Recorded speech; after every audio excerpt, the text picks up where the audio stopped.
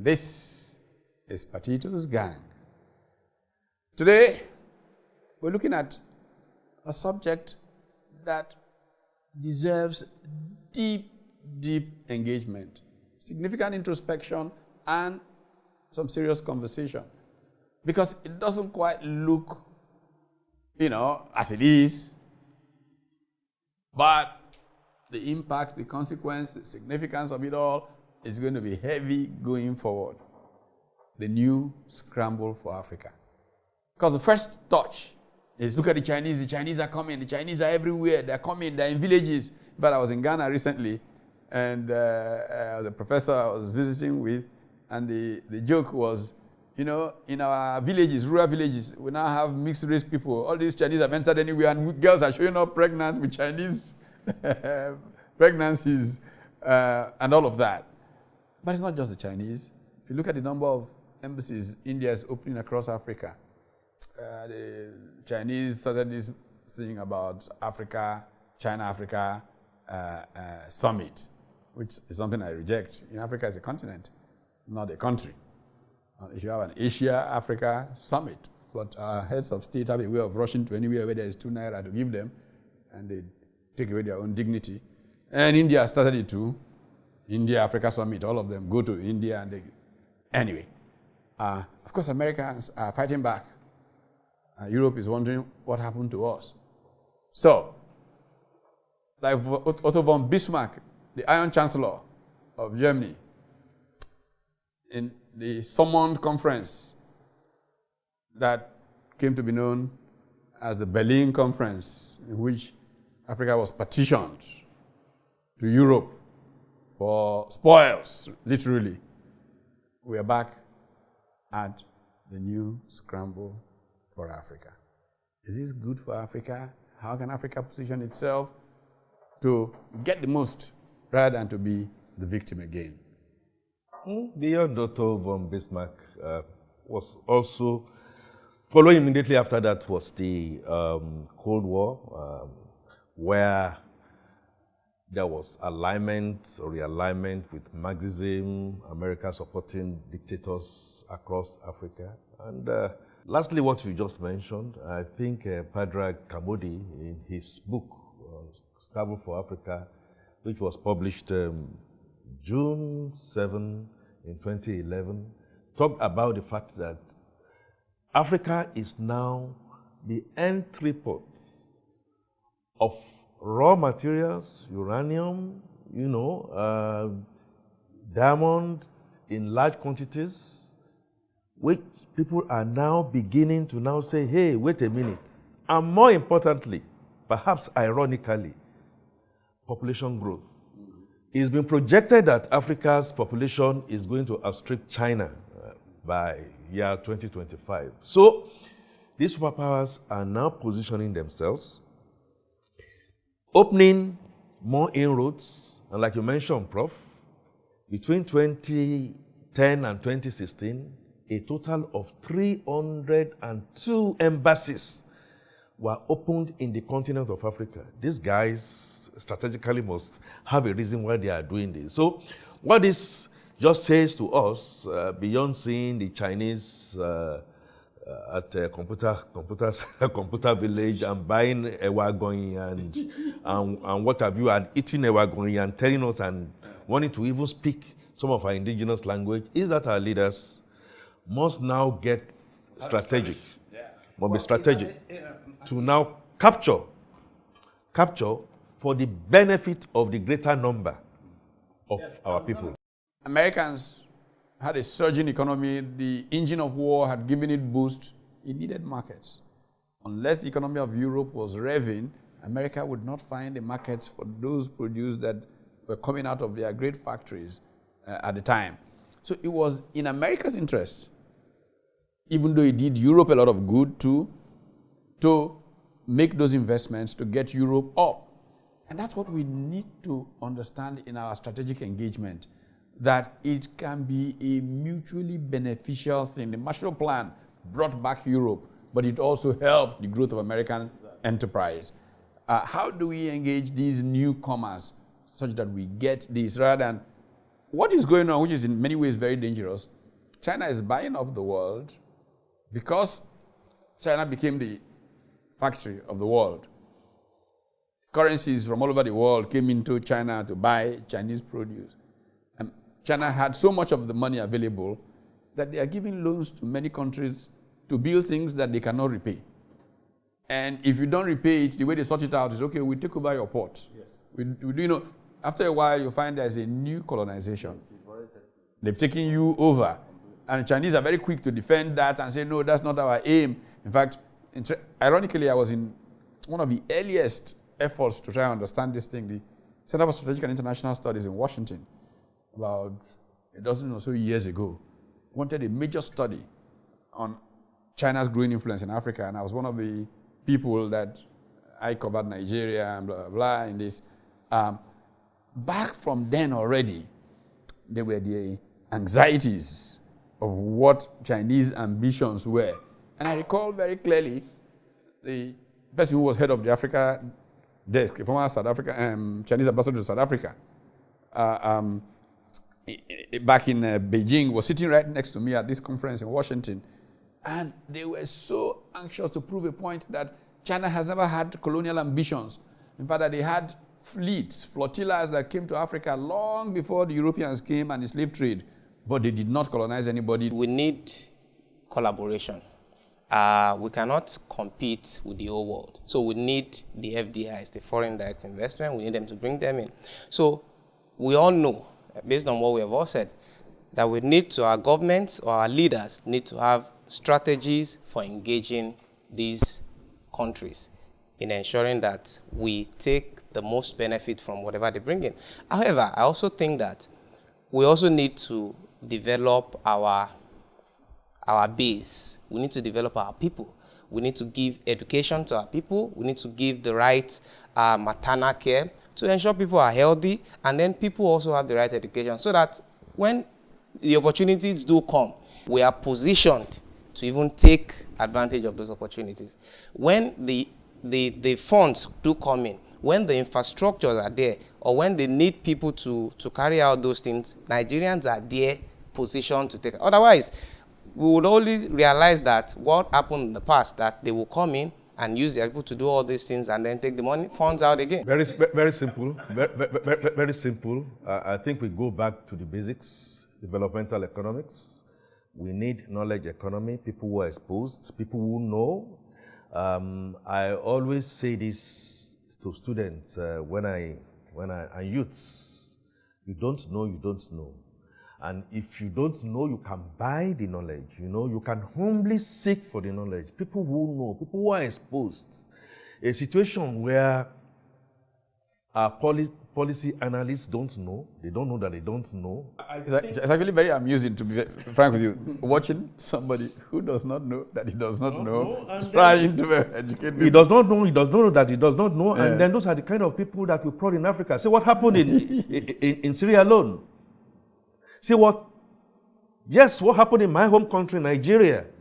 Okay? Because we have intellectuals, we can get some of these people back. We did it once in this country, for crying out loud, when we made Africa the centerpiece of our policy, and we knew how we went. So, strategy is something that people will have to put by way of vision, get the eggheads together, and there are many of them roaming both in Nigeria and outside Nigeria to put policy papers together which must be respected by the governments in power. Now, governance, very, very important. Character, very, very important. Our conducting ourselves, organizing ourselves to do basic elections, very, very, very important. I think empowering women and the disabled, very, very, very important, and that is the way to go. We can have policies, but we need to believe in those policies, own them, and those people, even if it's not the ones they are going to be clapping and dancing about, once they are certain that you will say and do in a particular direction, there's predictability, and they will make their choices. It is the certainty that you will behave in a particular manner that is the most critical. But we never consistently behave in any manner. We say we're going to do this, then somebody gives you $10,000 to go to Houston, you behave differently, then they think, oh, they can, then somebody else says this. You're not going to get what you're looking for because they know there is uncertainty in engaging. Human capacity development is a key plank. You bring in your technology, you bring it here, you train our people, versus the influx of technicians coming into this country must be strictly. Because the Chinese have, for example, strictly. they have people. Yes. If you leave them, they will bring all their people and dump on you, and your people won't. So you have to be able to agree with them the minimums and maximums. Sorry, these positions must be Nigerian in X number of years. Your investment will bring you your profit, but this and that. And you behave according to your plan. NNPC has never been successful with the so-called Nigerian content thing, but Malaysia has been, the Mexicans have been, all of these other people. Why are they succeeding? Do those people like Nigerians any less than they like those people? No, it's because the leadership is not focused in this country. Okay, well, we must tell them to come and build. We're telling them to build. And we have the discipline to make sure that let's go they out come there. and their investments are safe. Yes. Let's go out there and get some people on the street to tell us to, rather than we just telling them. So, we'll be right back. When the government is seen that way, it will be reduced. We don't want people that are just striving to get there. There's a view that you hear a lot overseas that the scramble is highly negative for Africa, that China in particular is pursuing a kind of neo-mercantilist strategy that's just trying to grab Africa's resources and grab Africa's markets on unfavorable terms, and that China is fueling authoritarianism and corruption and bad employment practices and so forth. That's a view that you hear a lot from Americans because they are understandably concerned about competition from China. But really, the new Scramble for Africa, if you want to call it that, is very different from the original Scramble for Africa or the old Scramble for Africa. For one thing, we're dealing with 54 sovereign countries who have had sovereignty now for 60 years. So this is not an imperial scramble where sovereignty is being taken away and where foreign countries with military and economic dominance can simply seize what they want from African states. This is a bargain. It's a negotiation. It's not a simple power grab or a grab of resources. Also, there's a lot of competition in this scramble. There are the old powers, the United States, Europe, obviously Britain and France leading, and some other legacy powers like Japan that have been involved, or Russia that have been involved on the continent for a long time. But there's also China. But in addition to China, there's India, there's Brazil, South Korea. Most people don't know that up until a few years ago, the country from Asia with the largest equity in Africa was Malaysia because of their energy investments. Turkey, and then within the continent we have Morocco and South Africa. South Africa had $1 billion invested in the rest of Africa at when there was a transition to democracy in 1994, and now that number is over $20 billion. So you see South African investments and South African capital everywhere. Also, the United Arab Emirates is an important jumping off point for a lot of investments, not just in East Africa, but even as far west as here and all the way to Senegal. So there's a lot of competition. A lot of countries are experiencing Africa and perceiving Africa as a green field.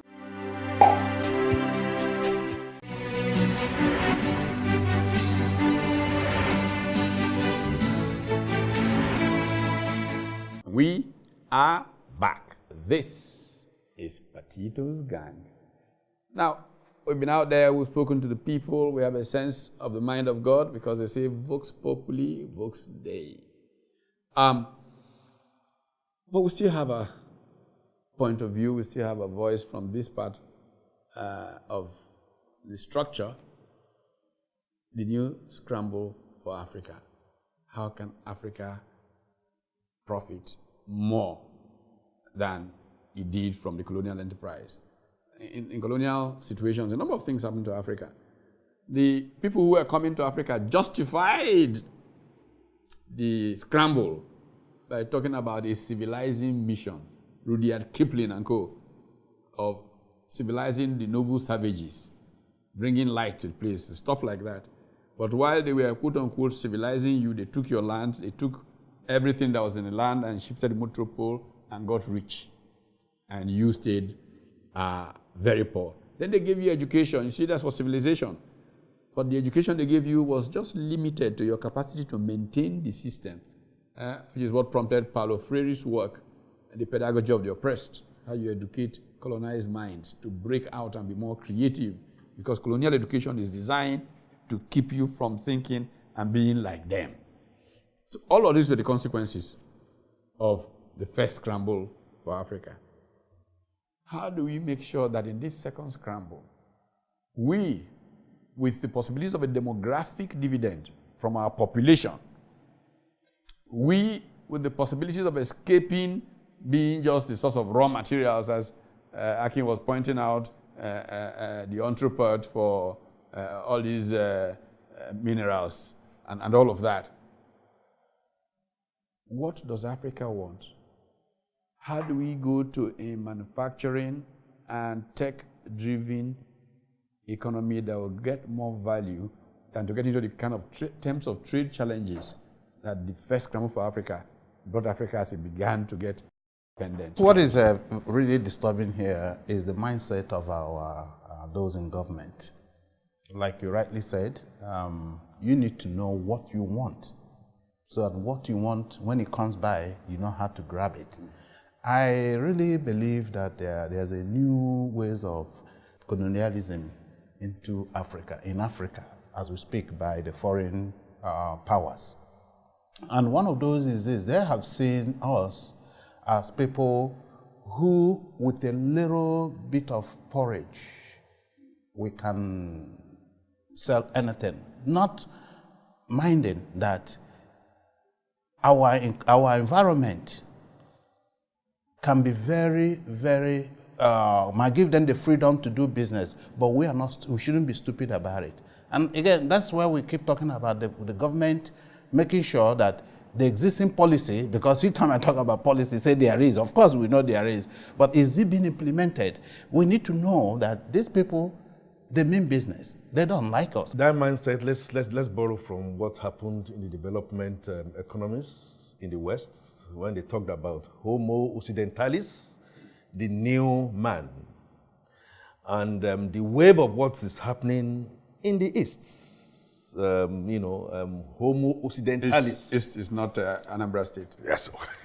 China, Hong Kong, and all those tigers. I was listening to you. all those tigers go on. I think my own coinage, we should have a Homo Africanus, a Homo Nigerianus, based on what we know has always happened to us in the past. The 4 C's: character, competence, capacity, and compassion.